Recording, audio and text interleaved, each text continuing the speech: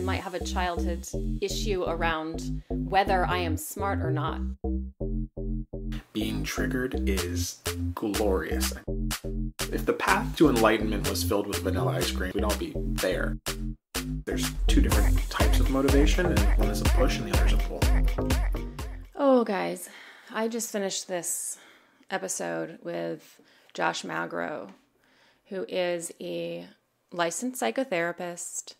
He's a workshop facilitator, and he's the program coordinator for something called P3, which completely obliterated me in the best possible way. And his personal projects are a 5-day retreat in Colorado called Pathfinders and a summer program for life and relationship skills for teens called Camp Lionheart. In the in-between, he's working on a book about pain versus suffering, which we're covering in our next episode with him. His website is joshmagro.com, and that's going to be included in the show notes.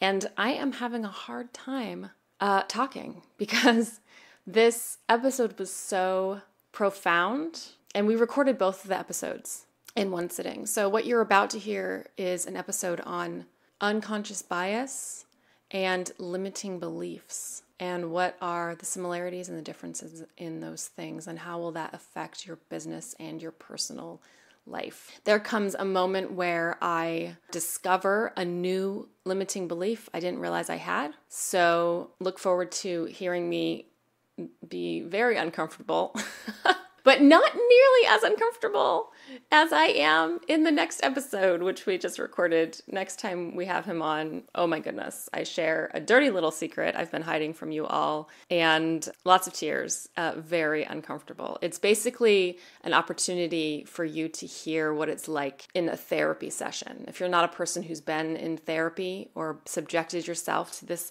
form of growth, then this is a good opportunity for you to be a voyeur into a session or into a moment of what it might be like if you were to bring a therapist onto your team to help you sort your stuff out. Couple little warnings. We do swear a bit, so if you don't want your kids to hear that, then throw an iPad at them or put on your headphones and ignore them or play this later. Or just let them hear swear words. They're hearing it at school anyway.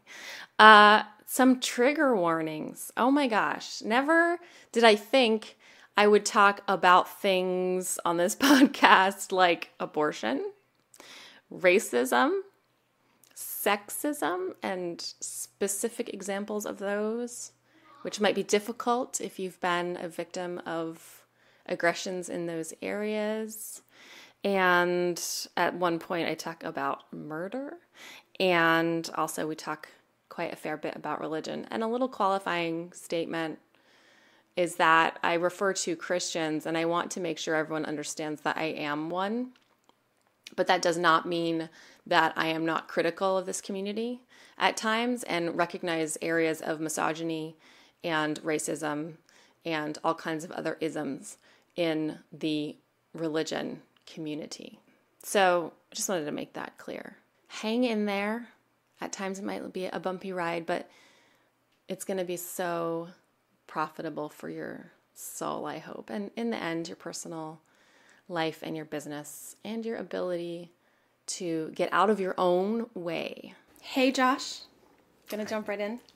I met you when I did something called P3, which is I would describe it as group therapy.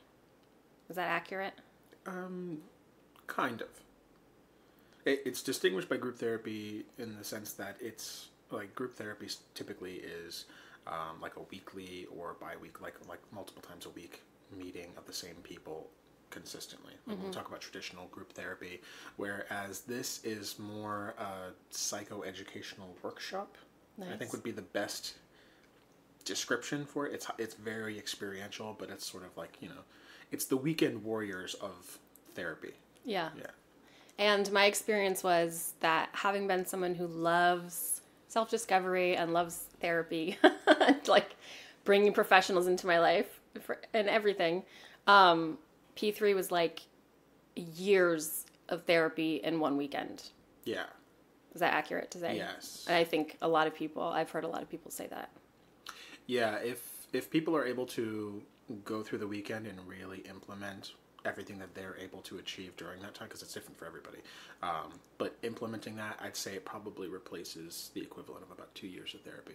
Oh, interesting. So almost all of my clients, when I was seeing individual clients, I would refer them to P3 and just say, I don't care if you go when I'm teaching, I have no attachment to that, but this is going to speed up your progress immensely. And I don't want to make money here. I don't want to see you for 5 years. Like, let's get the work done. Yeah, it was really hard work. And as someone who loves effectiveness and things being, I like to get shit done. I felt like I accomplished a lot in that one weekend. And now my kids, like one of my teenagers is gone, and he's helping in the kids course. So yeah, so I'm really thankful that I met everyone I met there, and you were one of them. And Helen, who I'm going to have on my show soon, is another person I met there. So today we're going to talk about limiting beliefs and unconscious bias. And in our first conversation on the phone, when we were preparing for this, I was talking about those like they were two different things. And you were like, actually, they're kind of the same thing or intertwined. Yes. And worthy of being spoken about together. So first, can you define for us what a limiting belief is? Yeah, so it's pretty self-explanatory in the sense of it's a belief that we hold on to that holds us back, limits us in some way. Limiting beliefs are usually things that are formed early on in childhood. So we end up creating this stuff when we're, before the age of 10 typically is when we start to create these templates for the world. And for most of us, I don't think anyone escapes childhood unscathed. Most of us have, at least 4 or 5 really hardy belief systems about the world that we think prevent us from thriving, prevent us from being able to achieve certain things or strive for greatness or achieve goals or anything along those lines. So we run into these things as we're trying to grow and manifest the things that we want in the world, and we stop ourselves because, well, this is just the way the world is. I can't go beyond this. This is an imaginary border I've created in my mind, and never shall I pass it. Oh, interesting. So, so you just called it an imaginary border, but you also called it a template. What did you say? Yeah, a template for the world. I mean, that's as we're children, we're like very, very quickly, as soon as we get on the scene, we're trying to figure things out. We're trying to figure out what the hell's going on here? Who am I? Who are the people who are caring for me? And how do I operate in this world? How do I make it work for me? And we do that very, very quickly, and with the like mentality and understanding of, I don't know, say a 5-year-old, right? I'm like, who am I? Who are my caretakers? What is my value in the world? And let's get this thing done quickly. Like, we're so not little kids are super astute at absolutely. picking up this stuff. Do they, like, even pre-speaking, are babies forming beliefs about the world? Probably not beliefs in the sense of, we would think of them as like a cognitive like construct, but definitely absorbing every single piece of information around them socially. I mean, I say this a lot of times in P3. It's like babies come into the world half-baked, like their brains are not fully developed. And this is part of our evolution as creatures as well, that we don't have all of our wiring in place yet. We come with everything that we need to wire. And then most of our development happens in the first, I'd say 5 to 8 years of our lives. That's when a lot of that developmental stuff happens. And, if you think about mammals in general, and just most animals actually, we are bonded to our caretakers for the longest of almost any other creature. Yeah, we need our caregivers, and it's really conducive to our survival. Like giraffes fall out and just start running around. Yeah. I think like the walk, first and then year they're of life for humans is actually like, you're still, what's the word? Gestating? It's like you're born not fully gestated, which is a crazy thought. Yeah, and that's part of the reason why, like the whole concept of nature versus nurture. It's like nurture takes such hold with us because who we are subjected to in our early years is of the highest consequence to our personality. Because, I mean, in terms of developmentally speaking, it's like before adolescence, all I'm doing is mimicking every single thing around me. Yeah. I'm looking for modeling. I'm looking for my parents to show me how to be. And based on whoever is available to me, that's what I'm going to mimic. And I'm going to just constantly be trying things out. Mm. And once I get into probably around like the, 12 to 13-year-old range, and I start getting a little bit of a prefrontal cortex and frontal lobe development, that's when I start transitioning into autonomy and deciding who do I want to be, and let me actually like challenge some of these things. But at that point, I've already like absorbed every little bit of information, and now I'm just trying to work it out. So those first 10 years, would it be fair to call those the formative years? Oh, absolutely. Yeah. So then, putting a pin in that for a second, we've defined what you mean when we say limiting beliefs. What do you mean when we say unconscious bias? Unconscious bias is such a fascinating thing. It's the knee-jerk reaction that we have to stimuli in the universe when we encounter it. Because of those templates, because of the sort of mindset I have around the world, I have filters for all information that comes into my scope, right? So anything that comes careening through this horrible filter that I've created, I'm gonna change it, I'm gonna manipulate it and make it something that's palatable to me, that makes sense in my worldview. So with unconscious bias, this is not something that I necessarily need to be paying attention to. It's running in the background. It's already built because it was built when I was largely unconscious as a child. So it's already it's sort of like the operating system in the background of your computer. It's like I'm not looking at the code running down the screen. I don't need to. In fact, it would be distracting. So it's running in the background so that I can actually go on and live my life effectively and make these snap decisions and move on. Yeah. So if I'm raised in a culture that is racist, for example, or at least I hear this from my parents over and over again, I hear them make these little, not even overtly racist. Maybe it's just extremely subtle. It's like, oh, well, and you know what? She's brilliant. Despite her upbringing, despite her family, there's like these little slight comments that come across. If I'm raised around that and I actually go into a job setting where I'm supposed to hire someone, it's like, this is going to come up. And then I like to think that it's not present in my life. I'd like to think that I don't have sexism and racism and all this horse shit like floating around in the back of my brain, but I do because I was raised in it. And if it's unconscious, I don't have any ability to change it. Yeah. A friend of mine is a woman of color, and she said the other day, someone said to her, "Oh, my son is dating a black girl, but she's really beautiful." Yeah. and I was like, wow, you were so patient. She just kind of laughed it off. But that's, and I think I don't know if I grew up, well, obviously I must have grown up this way. I don't know that it was my parents or whatever, but I can remember first becoming aware of the fact that saying something like, "Oh, you're so well spoken," to a person of color is super racist, awful thing to say. And so, like we grow up, sometimes you grow up like in the deep South. I grew up here, and you become aware of the most ridiculous and it's phrases that you were fed somehow by society. And it's interesting, you're noticing like, oh, I've heard people say stuff like this. And it's like, if that was still largely unconscious for you, you wouldn't even notice. Yeah. It would just seem like, oh, everything is, business as usual. This is how life works. And it would completely pass us by. And this is why people say, like, what? I'm not being racist. Like, I'm not a racist. I love people, I don't even see color. And they'll have all these sort of like bumper sticker philosophies to attach to it. But if it's unconscious, we're not even aware of it when other people are doing it, when we are doing it. So really bringing that, it's a painful experience. It doesn't feel good. Yeah. I mean, that's, I think, kind of like the hardest part about doing this kind of work. Is like, it's not enjoyable. Nobody likes to, if the path to enlightenment was filled with vanilla ice cream, we'd all be there. But it's not. It's really grueling, and it requires a lot of discomfort in order to sort of dig these things up. Yeah. How are these things intertwined? Yeah, so limiting beliefs, typically limiting beliefs, we consider them about ourselves, and it's usually written in shame. It's written in personal limitation. I'm not smart enough. I'm not good enough. I'm not pretty enough, whatever those kinds of things are. And then also limiting beliefs is like, well, the world doesn't work that way.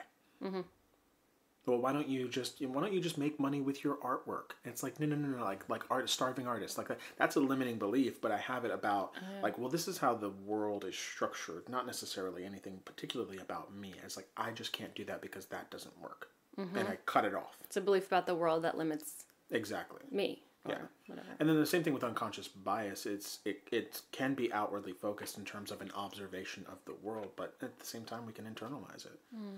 Like my wife is Cuban, and her whole family, like her parents were raised in Cuba and came over, and they have these just really interesting, like, cultural belief systems that are riddled throughout the her family, at least. I don't know if it's indicative of the entire culture, but there's these things about, like, be pretty, not necessarily smart. Like, for her as a woman, it's like, you have Lucky to be for her, gorgeous. she is very pretty.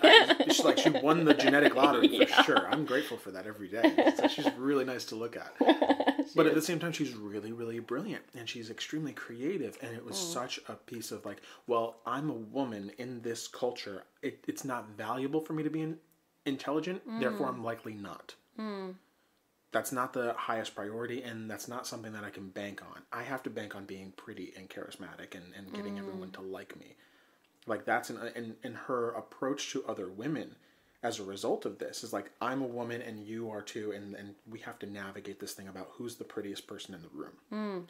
This is something that she really had to struggle against throughout most of her life. And then additionally with that, there is racism in that, in the sense of, like, I mean, there's a saying that her family has, I'm going to butcher this, mejolo de raza. It's improve the race. So there's this concept of, like, marrying up racially. Right? Even that, riddled with... Did she marry up when she married you? Technically, yes. Yeah. According to this belief system, like, that white men are of the, like, if I was blonde and I had blue eyes, that's the top. It's like you're the, like, it's the colorism associated with, like, you are, like, the purest whatever, right? Like, if I was blonde, blue, white male, then I would just be at the top of the sort of dominance hierarchy in this situation. Versus being dark skin black, no. Like, unheard of kind of thing. And, like, and her family talks of, like, I've caught conversations where they kind of, like, those subtle little pieces where they weave it in, and, like, joking around about it and stuff. And it's like we're the only one, like, all the, like, the younger generation is like, they're actually calling their, parents out finally on this. And, like, that's racist. You can't say that. That's not okay. But it's so pervasive in the culture that it ends up weaving its way into people's lives. So you just referenced joking. And that's interesting to me because I feel like sometimes these biases are desperate to come out. Yes. And so it's easier to do that by telling jokes. Yeah. Or having little sayings like that marry up thing that the Cubans say. I don't really know where I'm going with that. It softens the blow. Or especially having kids that are in high school and middle school, the things that they say about, I mean, we used to live in England in a little village on the South Coast. There was one person of color in their school. Then we moved to Florida, where racially, I think they're probably a minority in some of their class, in at least one of the schools that my kids go to. And so I'm hearing things, they're working out things they'll say at home. And I have lots of opportunities. Let's just say I have lots of opportunities to point out things that I hear and say, that's not acceptable. That's racist. Or, and I don't think they realize it because they've never been in a culture like this before. And most of them are, oh, it's just a joke.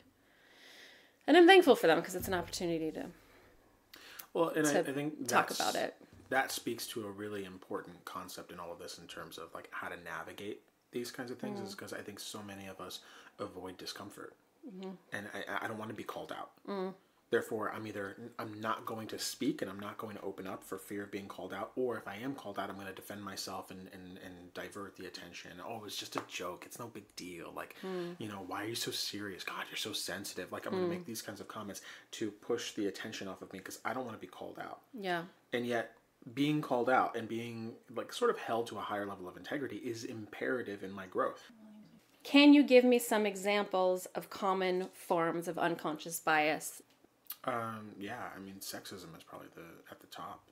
So this comes in the form of, like, when we look at the workplace, this is a really common one, and it's sort of getting a lot of attention more recently, where it's like women don't get paid the same amount as men and are treated differently, and like who gets promoted and that kind of stuff, where it's not necessarily that, well, I'm making this conscious and avid choice to say I'm picking the man over the woman to promote or to give a raise or whatever the case may be. It's, well, no, he's just he's a hard worker and he's diligent, and I can find all these conscious ways to validate the thing that is unconscious. I will find all of the details on the surface to, bolster my argument for why I chose this person. Or like if a man works long hours or whatever, he's hardworking. Exactly. If a woman works long hours, what is she? She's... It's like, oh, she should be a mother. She, why, or whatever. It's just not celebrated. Yeah, or like, exactly. if I'm assertive, I'm a bitch. If a man's assertive, he's, he's a go-getter. Yeah, or whatever. he's a leader. Yeah. Or It's a leader. even the concept of like showing vulnerability. Like I've seen this recently where there's a situation where like if a man just like kind of like tears up a little bit in a speech or like a talk, people are like, oh, he's just like he's so compassionate and gentle, and just like patting him on the back. Yeah. And with a woman, if she starts tearing up, it's like, oh, she's just emotional, and it's like it's the same exact thing. Yeah. It's the same exact stimulus. Someone experiencing emotion while they're showing up. I have this thing I say at least once a day. I get an opportunity to say, or she. I'm constantly doing that. And especially because I have, my daughter with her complicated medical conditions, doctors are a constant part of our life. Yeah. So recently she was in the ICU for a month, and whenever a specialist would come in, they'd be talking about a doctor who they didn't know. Like, oh, who was her neurologist, or some imaginary doctor. And they would always, without fail, whether they were male or female, refer to this unknown doctor as a he. Who is her neurologist? What is his fax number? Or whatever. And I would constantly be going, or she. And they'd go, oh my gosh, you're so right. So yes, it's very easy to see that as an example of how unconscious bias exists with sexism. Yeah. Now, an example I can think of when it comes to racism is that guy who recently killed his wife and 2 daughters. He worked on an oil field. I don't remember his name. In some other state. And he like disposed of their bodies on this oil field where he worked. But all the press, all the photos of this guy were like pictures of him with his family looking like super sweet. And in the same week, a man of color had killed someone, and the pictures of him were like the worst possible photo that looked like a mugshot that you could have possibly found on his Facebook or whatever. Yeah. And that's the photo the press was using every time they talked about him. Yeah. So whoever chose the photo of this other guy, this white guy, when they started doing all the press, that person would have chosen that photo. Well, unconsciously? They could have chosen it unconsciously or consciously. I mean, that's one of the things, is that it's really difficult to decide whether or not someone else is doing that. And that's because if you're aware of it, then you can just do it and say, okay, I understand unconscious bias. I understand how, I mean, if you think about news media, I would imagine that the people who are running this kind of stuff understand how stories are perceived. And how to paint you would a picture. hope so. So it's like that kind of stuff where it's like, oh, let's swing the story this way because we're taking advantage of this known thing that people react to things based on imagery, based on that first experience, and let's put this picture up versus this one.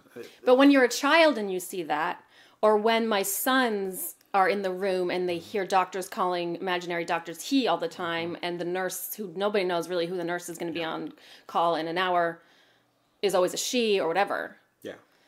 Unconsciously, that's forming beliefs in the earshot of the children who see and hear these things. So unconscious bias has been at the forefront of my mind all the time, and trying to discover new ones that I have. And they're popping up all the time. I think when it comes to business, which really is what this show is about, but I think we're better equipped to be successful in our business lives when we work on ourselves personally. I started with unconscious bias here because for me, it's easy to see how that can affect our business lives. if we're being prejudiced, or if we have beliefs about who our clients are and what they really want and who is the market for this product or whatever. It's easy to see, it's easy to pick apart how those pervasive kind of belief systems could affect our ability to generate revenue and run our businesses properly. But what's an example of a bias that I might have that affects my ability to run my business properly? I'll use a real world example. So I'm starting this camp, and I'm looking for who I'm going to market to, and I had the opportunity to boost my my post on Facebook. Yeah. And it asked for an audience. Like, if you want to look at unconscious bias, yes, like, this is good. Like, look at the audience you want to hit. And I Yeah. found myself, and this is the interesting part. It's like I was looking at it. It's like, do you want both men and women? And I hovered. I just hovered over that button for a solid 3 seconds. It wasn't like a snap decision of, oh, I want both genders because I want mothers, fathers, I want anyone. And it's like I thought of like, oh, men don't do this. I noticed it when it happened, but I know that's because I have an unconscious bias against men, that men don't like to do vulnerability. That's just a piece that I constantly have to pay attention to. Yeah. Because my dad didn't do vulnerability, and I never saw really good examples of men being courageously vulnerable and open and available, you know, in an emotional way in my childhood. I just never got that. So I have this huge, it's probably the reason why I'm a therapist, because it's like this valiant push against that. It's like, I'm going to cry in public and I'm going to be the example, but at the same time, I still have this running in the background. So I go, who do I want to target? I want to target men or women. I'm like, women are the ones who are emotionally available and safe, and they're going to be the ones who see the value.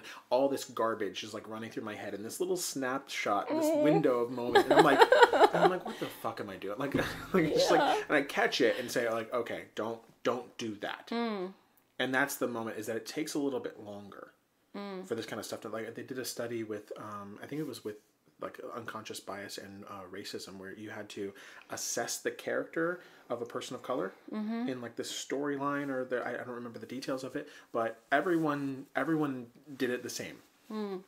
The difference was in the timing.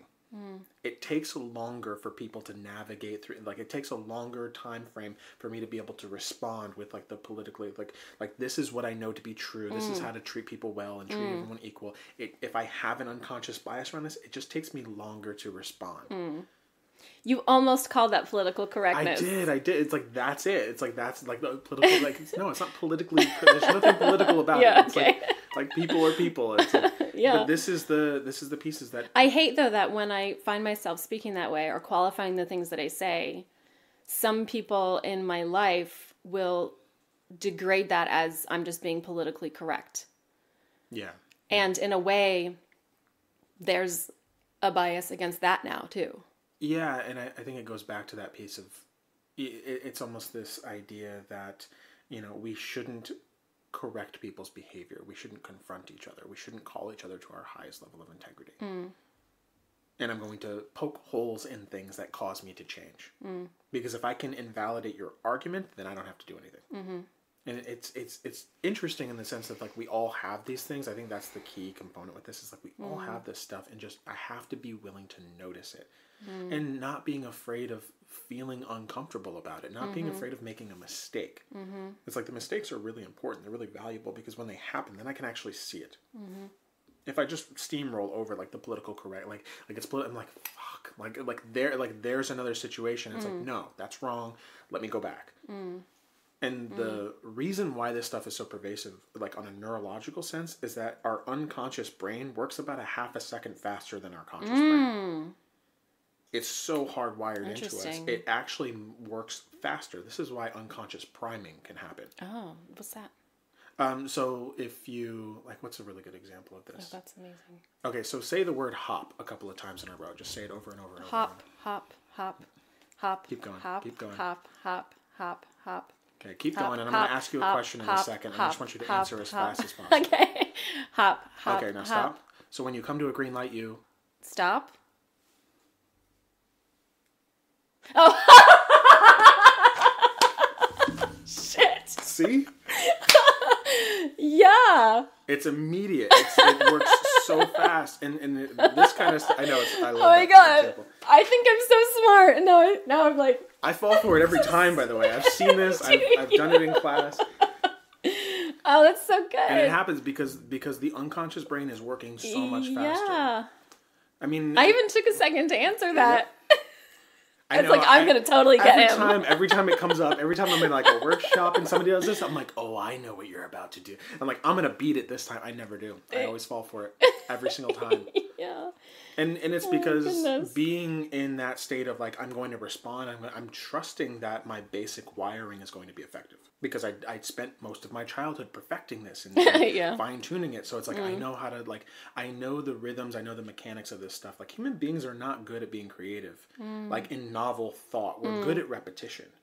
Yeah, so for being in business and going back to that, I have to know when to shift. I have to know when it's okay to like let go and allow things to ride. And then at the same time, it requires a lot of mindfulness of like, I need to pay attention to what it is that I'm saying, what it is that I'm doing, the decisions that I'm making. I have to have that in the background at all times, moderating what's going on. I'm not going to have my hands on, I'm not going to try to steer the car, but I am going to be sitting in the passenger seat saying, where are you going? Did you mean to make a left right here? Did you mean to click just women to, market this emotional camp to? Or, like, is that right? I'm going to second guess it. I'm going to check it and over again to make sure that the unconscious wiring is constantly being guided into what's really true, that it's updated. Yeah, so I've become I do that a lot. And this annoys me so much that people call it overthinking. I actually have and maybe there's something in this, but like I have a physiological, like a visceral response of anger when someone says to me, you're overthinking this. I feel angry. I'm angry right now thinking about it. I'm just constantly trying to be present to this stuff. And like, especially during an argument, I am very slow to speak. I recently became present to the concept of responding versus reacting. Yes. So I will constantly be like, okay, I'll like think of something I want to say or stop myself before I say something and go, am I responding or am I reacting? And like, I'm just very slow and I just become like, I'm a really fiery person, but I become ridiculously calm and not at all aggressive during a fight. So I'm always doing that when I when I have conversations with the kids or whatever. Yeah, to make sure that I'm like check myself before I wreck myself, Yeah, that's a really good time to do it. Like when you're in an emotional, I don't know that any argument isn't emotional. Like when you're in an argument and you can feel that like, okay, I'm emotionally triggered right now. Like that is all unconscious. I mean, like when we talk about couples and like relationships and conflict and how that shows up, that is entirely unconscious. It's honestly the reason why most couples get into arguments is because they're having two completely different conversations.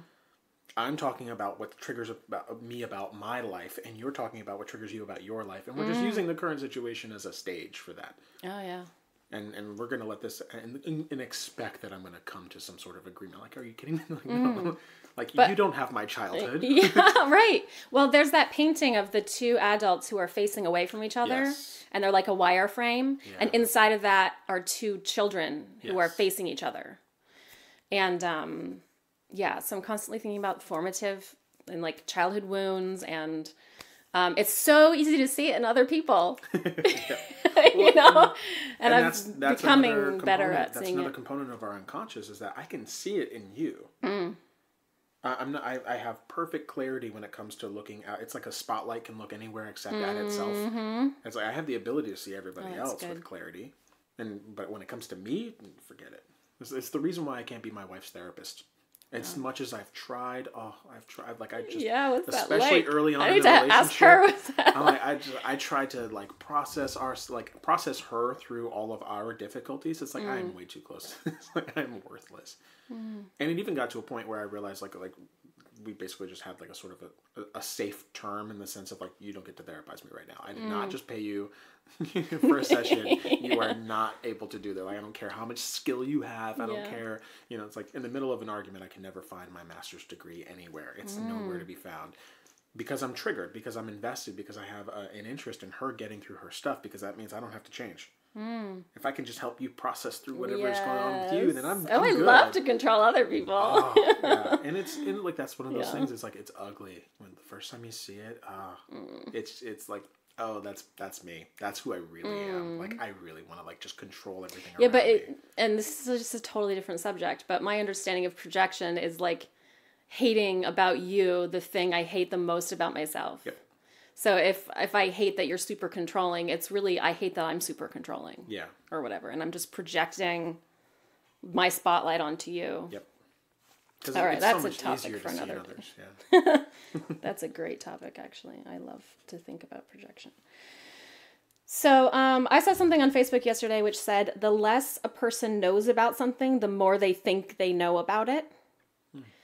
So like in business, something I experience a lot is about pricing and price aversion. So someone will come to me for an estimate for how much something costs. Wedding photography is a bad example because there's wedding photographers who have pricing splashed all over the place. But they'll come to me for an example of a kind of some commercial photography, flat lay product photography for the brand or product brand or whatever. Someone will come to me and ask me, how much does this cost? They will have never had a photographer before. They will have never commissioned this kind of work before. And somehow they always find a way to have a price aversion to that number. And I've come to know that as anchoring. Somehow they anchored what they think the value of that thing is on goodness knows what, and decided mine is too expensive, or wow, that's so much cheaper than I thought it would be, even though they have nothing to compare it to. I don't really know what the question is there, but I was thinking about this concept of when we know the least, we think we know the most. I guess it's another way of saying you don't know what you don't know. Yeah, absolutely. Which is another way of describing unconscious bias. Yeah, and like when we talk about unconscious bias and we talk about the speed with which we're trying to interact with the world and making these snap judgments about everything that's going on around us, simplicity wins every time. Complexity it causes us to slow down, it causes us to process, and it causes us to feel uncertain. Mm-hmm. Which, again, in business is why I'm constantly saying a confused mind says no. Yes. If you have too many options yes. for what people can get from you, their brain's just going to shut down. They're just going to go, absolutely. nope, and just click out of your website or whatever. Yeah, okay. We can do this. Oh, what can you do from... Oh, I can do anything. I mean, it's like, great. Yeah. I have no idea anymore. Yeah. I'm like, you can have this or this. Yeah. So if you don't know what you don't know, and that is the root of these biases, what's the first step a person can take to know what they don't know? Stop filtering. Which means allow them to come out loud and subject yourself to the opinions of others. And how do we do? I mean, even the Facebook algorithm is formed to continue showing you the stuff that you were already looking at. So it's like even our social media, even the internet stops us from seeing. So like I'm kind of left, I'm kind of liberal, whatever. Everything I see is along those lines. I very rarely see. So I'm not filtering that stuff. The internet's filtering that stuff for me. Yeah. I think people might think they're capable of doing that. So how do you do that? How do you come in contact with others? Well, one, I don't think social media is coming in contact with others. Okay.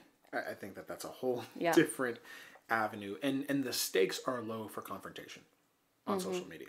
I don't have to, like, if I am sitting across from you and we're having a conversation, I say, you just said this thing. And I really didn't think that it was okay.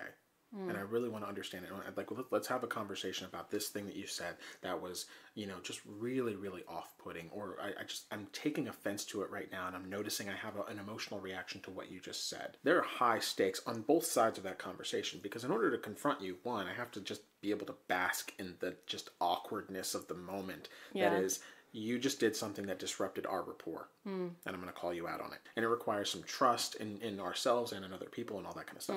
The other side of that is by confronting you, I'm showing my cards. Because if I say to you, you just said something that really, really, I really didn't like, I'm basically saying, I have vulnerability around this topic.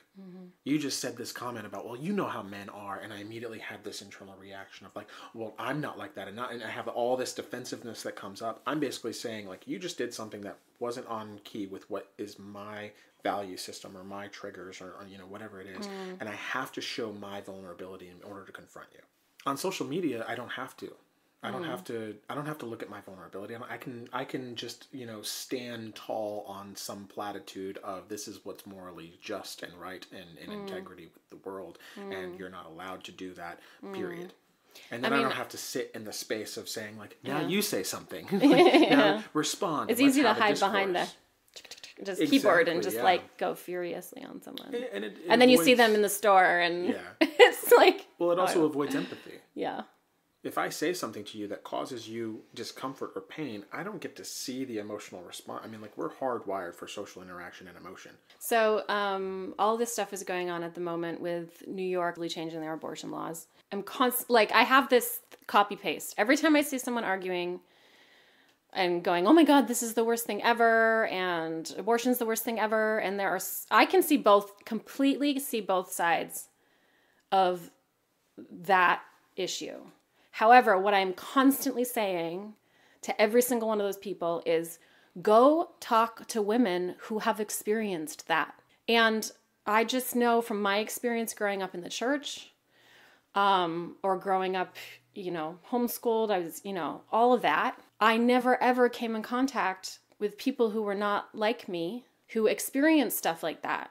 And I'm like, the instant you put a face to these issues, it's not so easy to rage about them because now you have real people behind these things. And that was like a really inflammatory example just there. I'm like, that's the most inflammatory subject I could possibly have used as an example. But it's just when I started meeting women on the other side of that issue, it completely changed everything for me. Expose yourself to people who believe something completely opposite to you. If you're like, I'm just a masochist for growth. So I end up exposing myself to people that I really disagree with. And I find situations that hurt. And I guess it's just sort of a mindset that I've developed over like being a therapist and wanting this like life of personal growth and empowerment is I'm almost addicted to like, what is the next thing that I don't see? Yeah. What's the next area that I could be growing and becoming a better person? And seeking those out intentionally, not waiting for life to happen to me and then feeling like a victim, being like, oh, this person yelled at me or got mad at me or I triggered someone. I'm seeking this out. I want the growth that this adversity is holding in its hands. I think this seeking understanding thing is so valuable. And I think that's why I keep saying to these people who are getting really inflamed about the New York stuff is just go and meet people on the other side of this thing. Which is, I think as Brene Brown talks about the concept of like being without compassion is a way of like dehumanizing people.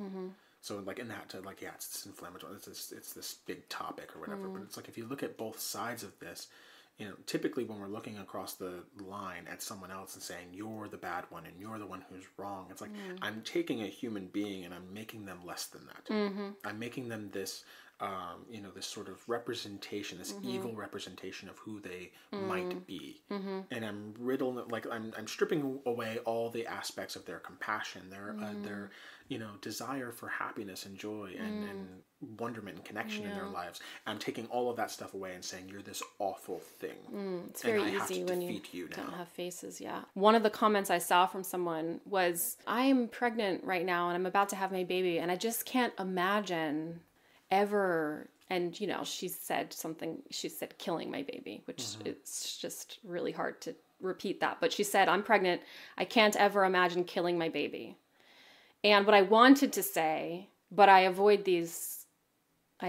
saying things like this on social media. What I would have loved to have said to her in person was, great, you don't understand it. You just admitted you don't understand that. It's not an urge. It's that women don't get an urge to kill their baby. That's not what that is. Women aren't sitting around rubbing their hands together sinisterly. Like, who can I kill today? Yeah. So when she said, I don't understand that, it is bad.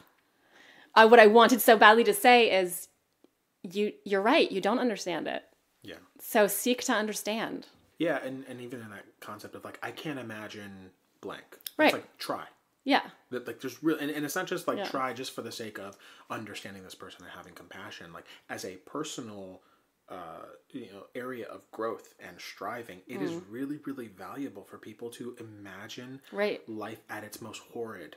And so go ahead. Is that a good way to identify you have an unconscious bias? If you could literally say, I can't imagine that, or I can't understand that, and it's bad, then in a way, that's like numero uno, a way to know that you have a belief system about something It's not even unconscious Yeah. anymore. Yeah, and it's almost that concept of like, well, I don't see color. Yeah. Yes, you do. Yeah, I've heard people Yes. of color say that's a really unhelpful thing to say But it's- because you should see color because color is beautiful and important and diverse, and people Absolutely. are like, I'm colorblind. I'm like, no, you're not. Yeah, I'm colorblind. I don't see color. Yeah. We're all the same race, the human race, like stuff like that. It's like, okay, like, yes, we're all the same race, and we're different, and those differences are really valuable, and you're racist. Yeah. And it's not and the thing about that is it's not an indictment. It's not like, I'm going to put you in your place kind of thing. Like, I think one of the most valuable growth experiences for me in this realm was realizing I'm racist, I'm sexist, I'm misogynistic. It's like, I'm not that all the time. I'm not this horrible human being that's going around just stomping on people's rights and privileges or anything like that. I'm just aware of it. And being aware of it makes me not blind to it anymore. It can no longer sneak up on me as much. How does racism show up in my life? Let me look at experiences with this. And then it doesn't scare me when it shows up. I'm not so like, gun shy to being called out anymore. It's like I was in at P3. We're doing this exercise where we had to have people like, we got assistants to volunteer to be parents, like to role play this process. And I picked a line of 7 people, all of them white. And as I'm picking these people, a woman of color jumps up and says, I'm going to be one of the parents here because you need some diversity here. And I look down, I see it, I was like, shit. It's just this moment of like, and I went up to her, I was like, thank you so much. Yeah. Like, I didn't even notice that was happening. And I bet you every single time I do anything where it's like, I need to pick people for this role, I'm constantly aware of it now. It's like, I'm never going to let this slip by again. And this happens so much in casting. Yeah. And what frustrates me about Hollywood is they'll go, oh no, we had a black kid in that ensemble cast for It or whatever movie. There's like an ensemble cast of kids. There's like one black one and one girl or whatever. And they're like, no, we ticked that box. Yeah. You can never, like when you watch a superhero movie or whatever, there's always one woman. There can't be 2 because women are always pitted against each other. You would never have 2 women on one team. Oh, right? Yeah. So we try and go, oh yeah, we've gotten over that. We're not racist. We're not misogynistic. We're not whatever. And I'm like, well, why is there only one token, fill in the blank? So even when we think that we are, there's always so much deeper that we can go. Yeah. Even when we think we fixed that problem. Yes. So how can we identify when we have a limiting belief in play? We're shifting now, kind of. Yeah. This is as much as I love unconscious bias, limiting beliefs have become just the most incredible topic to me. Yeah. How do we know when we have one? It's hard because it struggles in the same way that unconscious bias does, in the way that its limiting beliefs are oftentimes unconscious, and I'm not aware of them, and I'm not aware that I'm operating within this tiny box of existence because I've made these imaginary boundaries around me, and I have these snap decisions of what I can do and what I cannot do. So the biggest, in terms of how they come about, this is a lot of our template for the world. This is a lot of the ways in which we look at things and say, this is what I can't do and all that kind of stuff.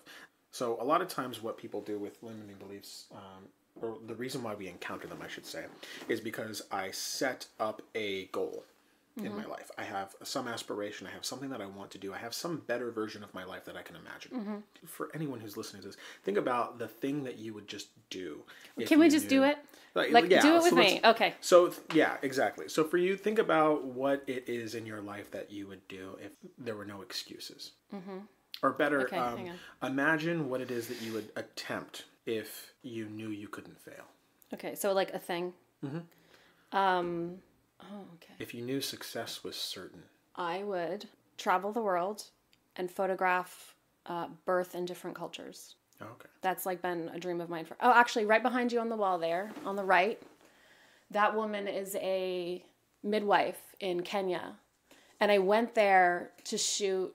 I was producing a video, and I said to my fixer, "While I'm here, find me a midwife. I want to go shoot. I want to go take pictures of a midwife."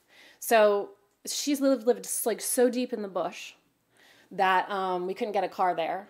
So we had to stop the car and then trek through the woods. And we met her, and he translated, and I spent like 2 or 3 hours with them. Those 2 women are sister wives. They're the last two wives left from this collection of wives, and their husband is dead, and they're best friends. And I'll include this picture in the show notes for people who are listening. But she was a midwife with a 0% mortality rate. She's never ever lost a woman. She delivers all the babies in the village. She herself has had like 25 kids, and like 12 of them have died of AIDS. I mean, she was the most incredible woman ever. She's had malaria and typhoid at the same time. Just crazy incredible. And my hero of a photographer, she's a National Geographic photographer. Her name is Lindsay Addario. And she did a series on infant mortality. And she photographed this woman who she just went to take her picture having a baby in somewhere in Northern Africa, I think. I can't remember which country she was in. And as you look, this collection of pictures, the woman's having the baby. It all starts to go terribly wrong. There's a lot of blood. It ends with her, the very last picture in this series of photos is they're lowering her into the ground. And there's people in the background holding on to the baby that she just gave birth to, like screaming. And Lindsay just thought she was taking a picture of someone having a baby. And in the end, she died. And after that, I was desperate to find pictures of birth because it like is the one thing that we all come into this world in the exact same way. And it's just the most incredible thing I can imagine. And like even when you think about Jesus, like, and his stance on women, and like why I get so annoyed with Christianity being so misogynistic at times, is I'm like, Jesus chose to come into the world through a vagina, through the miracle of birth. Like, birth is just the most incredible thing I can imagine, okay? So I want to go around the world and photograph birth. And when I saw that photo from that series from Lindsay Addario, I went to find others, and there were none. All you can find when you look for birth photography is like American, like birth photography, glamorized, like photographers who get hired to photograph births. So if I knew I couldn't lose, that's what I would do. And I'm really glad that you went there. Now I feel emotional. Yeah, I'm shaking. because this is the quality of a really good goal, or I should say a dream, because it has that emotional like pull to it, and it's a really different process. And this is a entirely different talk, but like when we talk about motivation and pursuing goals and dreams and like why we go after certain things, there's two different types of motivation, and one is a push and the other is a pull. And most of the time we're being pushed. Most of the time I'm using anxiety, I'm using aversion of consequence as a means to pursue something that I think I should be doing, or it could even be something that I genuinely want, but I'm utilizing these quick burn methods. Yes. Like, it's like lighter fluid, right? If I like, get really anxious and fearful and start sweating, and then you do the thing that you're supposed to do. Yeah. Or like everyone will hate me if I don't complete this, or there's consequences associated with not doing it, so then I'll do it. Yeah. Versus what you're describing. So like I love shooting weddings, but I do feel that I feel that push from behind to do it, because I know that I'm avoiding, because it's a really good money. Yep. It's really low hanging fruit. It's really easy to find those people and those opportunities. And as much as I love doing it, like it really is second to photographing people I can't speak their language in the bush of Kenya. I do love shooting weddings, but I definitely feel pushed to do that, and I feel pulled to do this other thing. Yeah. That's incredible. It's a really valuable distinction to know which one you're utilizing, because there's no judgment. It's like there's times where anxiety has gotten me to do some really important shit, and I want to change the world. Well, you can't do that if you don't have a degree in some type of helping profession. Shit, I better go to school and okay, great. Now is that a limiting belief though? Yes. I can't change the world unless I have a degree. Absolutely. Yeah, interesting. Okay, so I asked how can I find a limiting belief, and you said first you have to have some goal in mind. It's the easiest way to identify it. Okay. Yeah. And then what? So imagining yourself pursuing it with no obstacles. So you would do this. You would travel the world and photograph birth. Okay. Why aren't you doing it? Why aren't you doing it right now? Because... Just fire away. Just okay, no because filter. These countries are in other places. I can't do it in America. Which, as I'm saying that, is... Yep, keep going. But keep going. There's all kinds of deprived places. I have kids. I'm kind of here, taking care of them. I can't make money doing it. which Lindsay Addario would say is bullshit because she's a famous National Geographic photographer. It's been done, by her, by only her, which is ridiculous because actually it hasn't been done. I don't know how to get started other than traveling on my own dime. I don't know what to do with the pictures other than stick them on my wall behind you there, put them on my website, which no one looks at the travel section of my website because they're there for weddings. I mean, that's really good. Yeah. I guess, I don't know. So we already identified it. I mean, you're pretty insightful, so I can see you kind of like, oh, that's a limiting one. Yeah. So I can only do it in other countries. I can't do it here, right? That's not necessarily true. And I understand that it might be a quality of the dream that I want to do this in other countries, but then there's the limiting belief of like, well, I have kids, I have responsibilities, I can't just leave. Is that true? Well, yeah, I can't just leave. Why not? Because my husband has a job. Okay. Like, I think I'll be like abandoning them, or he'll have to get up early, get them off to school. So stupid. So this is the quality of how to navigate through this, is that when we actually make it conscious, it like once we hold it up to the light, it doesn't even seem valid anymore. But this is what's running underneath. Yeah. Oh my God. If I was to go for 3 months and travel the world doing the thing that would make me the happiest person in the world, my husband might have to get up early. He might have to. Oh my God. He might have to take kids to school. Yeah. So there's just one piece, right? Yeah. I can't make money doing it. I can't make like, I'll have to spend money doing it. Like life savings. I have all these medical bills. I have to spend my money on other stuff. Do you want to do this dream because of how financially successful you'll be? Oh, no. So, yeah. So, I mean, separating, because I think the low-hanging fruit here is like, well, you can make money doing it, and other people have made money doing it. That's an easy place to go. But the other side of this is, have you actually priced it out? Have you actually looked at the... No. Yeah. And these places are super cheap. No one wants to go there. Yeah. But it was so much easier to do when I lived in Europe. I mean, popping over to anywhere. Like, I went to Hungary for a weekend and photographed homeless people and gypsies on the road, and that was the cheapest. It was cheaper. The flight to Hungary was cheaper than the train to the airport. And so then, I'm like, great, now I'm here in America, where travel is so much more expensive, blah, blah, blah. How much would it cost? I don't know. Take a guess.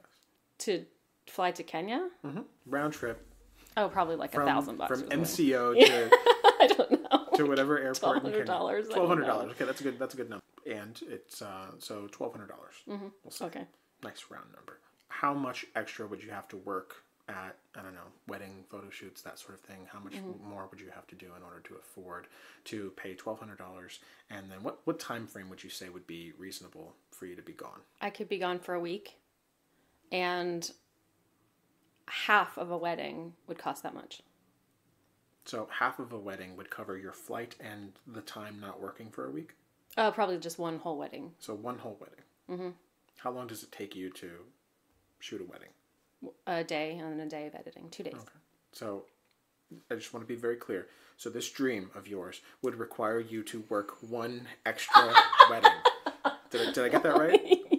Okay. Yeah. If you work one extra wedding than what you would normally do, you get to do the thing that you most love to do. Yeah. And your husband would have to wake up early for a week. Yeah.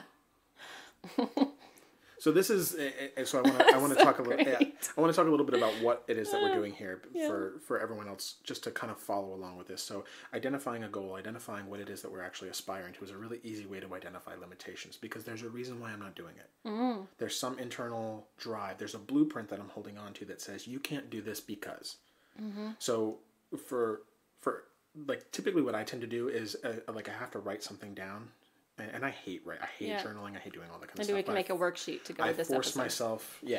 I force myself to do it just because writing it down will trigger this process of saying, like, let me just get it out before I filter them. Like, this is the remove the filter. It's like, I want my unconscious shit to show up in my face so I can see it tangibly. For sometimes, if I'm just on a roll, I'll film myself. I'll just do like a selfie video and just talk my way through it. Just so that I can go back and like, what the hell I said that? I can't believe I said that, because that's what's underneath the surface. Yep. And then going through these different things and saying, what's the fear if I do, is this a real thing or is it an illusion? Because some of the things you're identifying are real, tangible, real world stuff, right? But this goes back to kind of what we were talking about, the unconscious bias. I picked the guy to promote instead of the girl because of all these other reasons. Well, it's so much more expensive, and it's like those may be real consequences or real details about how to navigate this thing, but they're not as restricting as we paint them to be. Yeah, you're right. Oh, that was really freeing. Is there such thing as the greatest limiting belief you have about yourself? Like, is there one that, because I can think of what I've always considered to be, or after P3, I became aware of a particular limiting belief I have about myself, which is that I'm too much. I want too much. I need too much. I talk too much. I require too much. I love too much. My heart is too big. I care too much. Just too much, too much. And so I don't know if it's just because I'm aware of that, or there is such a thing as the biggest limiting belief, like the main one. Because when I was talking through that with you, I was thinking it's too much to ask of my husband. It is also, who gives a shit if I get to take pictures of birth or midwives around the world? Like, that's me just going, look at me, and it's too much. Like, I just need to kind of like fade into the background and not be too much.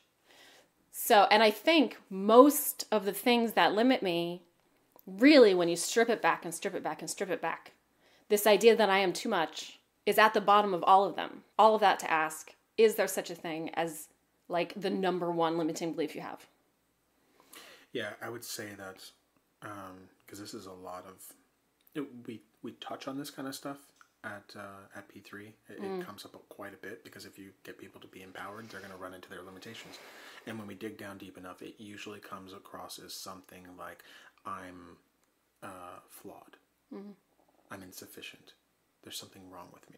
Yeah. There's some aspect of, and this is when we get into concepts of shame. It's like there's something off about me. Something different about me, something broken, something... Yes, broken.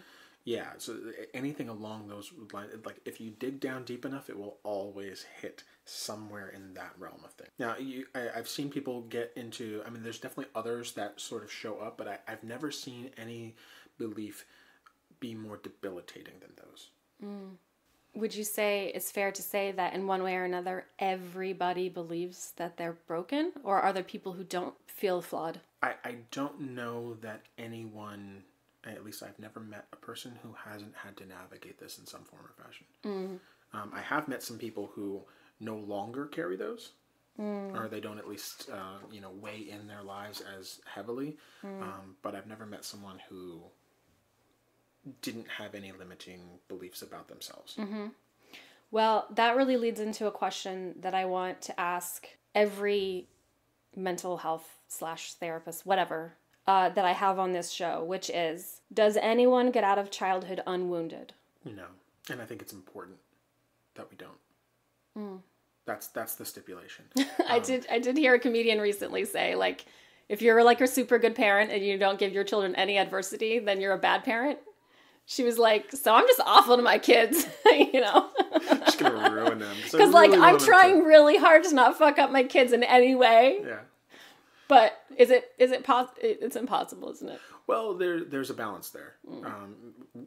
First, I will say that you could be the most glorious parent and you can do everything perfectly. If there is such a thing, you could do it perfectly and your children will still have adversity. And that's important.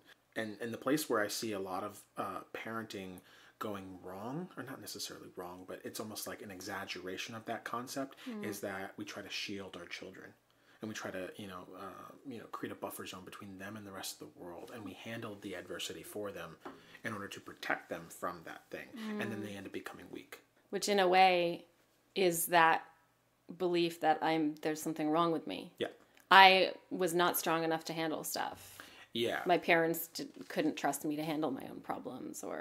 So even when you're trying not to wound, like, you still end up with I'm broken belief somehow. Yeah, because inevitably we're going to encounter adversity. it's a given. It's a part of life, is that we struggle to some degree. And we need those struggles in order to become stronger people, to be able to gain coping mechanisms, to be able to become someone who has more skill and sort of clout in the world than who I was born to be. So in navigating these types of difficulties, and once children become autonomous, once they start, around between 13 and 16 years old, they start getting real angsty, and that's because they have a frontal lobe now and they're actually having opinions of their own. It's like that's the moment at which parents ought to start transitioning into more of a coaching role. I'm not going to control every single thing that's going on for you. You get to have more and more responsibility so that you learn what it's like to steer your own ship. So that when you get out into the world, you don't boomerang back home because you don't know how to live out there. Yeah. So what does it mean to be a healed person? To be a healed person, your pain and your beliefs and the things that you struggle with are up to date. And, Denise, who runs P3, she actually got this from her. I've heard her describe it, and I just love the way that she says it. It's like my stuff is up to date, meaning I'm not still on a daily mission of rehashing all the ways in which I've been, hurt and victimized in my life. And I'm not constantly living in this pattern of suffering where I'm, holding on to all these beliefs about my pain. It's like I've resolved enough of the stuff that has come up or been shown to me in my conscious mind to this moment. I'm up to date. Now, it doesn't mean that tomorrow I'm not going to get more triggering and there's going to be more stuff, because it's kind of the process of being a human being and having emotional experiences, is that I'm constantly learning and growing, but I'm not still cleaning out the closet. So if healed is the ultimate end result, is it fair to say we're never healed, but we're just always healing? Or do you get to a point where you reach nirvana and you're a healed person? There's a quote that goes something like, always trust people who are in pursuit of the truth. Never trust anyone who's found it. I heard that when I was 14, and I just I've lived by that for a long time. I don't know. I've never met anyone who has reached that point where everything is as it should be and everything is righted in their world and they just have no more work to do. And honestly, it just even talking about it sounds like a really depressing concept. I don't ever want to get to a place where I have everything all figured out. Is there any such thing as absolute truth? I imagine it exists.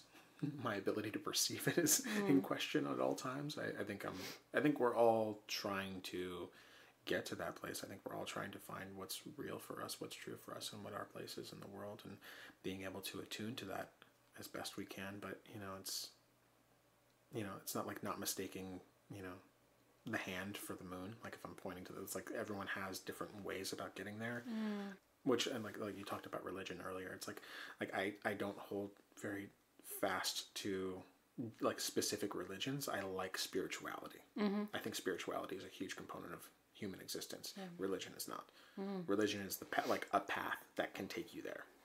And just because it worked for one person doesn't necessarily mean it works for several people. So it's doing this kind of work, we can look at what are other people doing that is good, what works for them, and then verging off of the path when it doesn't. Being able to shift our mentality around what the work means, what discomfort actually means. If I can shift the way that I look at that, it's no longer a point of suffering. It's a point of growth. It actually has an exciting quality to it. Oh my God, this is really triggering my, you said something and I started sweating immediately. Yeah. I'm oh my God, what's it's I've gotten, at least most of the time, I've gotten to a place where if that happens, I'm ooh, this is something good. Right. Okay. So that reminds me of the last thing I want to say, which is that in Buddhism, there's this idea that, and I don't really know how to word it. I don't have it worded in my mind exactly. I texted the friend who said this to me just before starting to record. I was sitting in the car with her. Okay, so I was sitting in the car with her, and I saw someone who I knew. And I was whoa, don't want to get out of the car. Let's just sit here for a second. And I started getting really shaky, and I was really, really viscerally upset at the fact that I almost ran into this person. And she said, oh, that means you have some work to do around this thing. And so I'm going to read what she said. In Buddhist teachings, they refer to it as getting hooked The idea of seeing this person made you really uncomfortable and triggered aversion. But getting into what you are actually avoiding or uncomfortable with, that's what you need to work through. You don't want to try and make unwanted feelings go away. That's a habitual tendency. I believe you had told me that he cut you down pretty hard verbally and in front of your peers, claiming you didn't know how to do your job. There was possibly a nail hammered into your insecurity.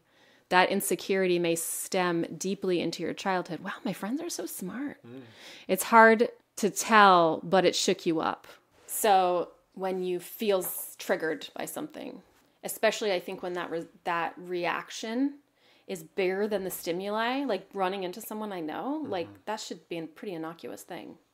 But when it triggers such a huge response, it's obvious that there's some work to do there. Yeah, and as we're talking about unconscious bias, we're talking about limiting beliefs and how to be able to discover them. Being triggered is glorious. I mean, it's the greatest gift that anyone could ever give you. It's like, you're showing me a place where I am unhealed, where I have work to do, and I have this knee-jerk reaction to this seemingly, benign thing. It's like, ooh, like I have a reaction, and being able to pay attention to that's the first step. I think you have to be aware of it, but noticing I'm getting triggered, I'm having these experiences right now. There's something about this that I have to grow. There's value here. And if I ignore this, I get to keep it. I get to hold on to this for who knows how much longer. Who knows how much I've perfected my ability to avoid discomfort, and that I won't see another opportunity for this again. And what's so interesting about what she said here in this text is like a light bulb moment for me right now.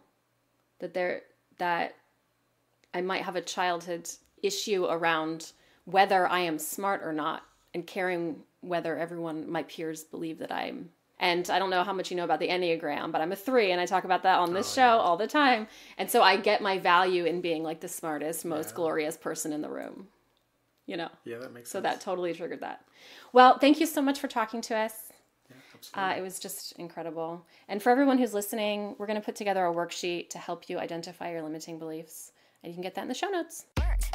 Thank you so much for listening. You are such a babe. A reminder that all notes are available at youisalpha.com/podcast. You can find me on Twitter, Facebook, and LinkedIn as youisalpha. And on Instagram, I'm youalphababe. Now go leave me that review, and remember, you is kind, you is smart, you is alpha.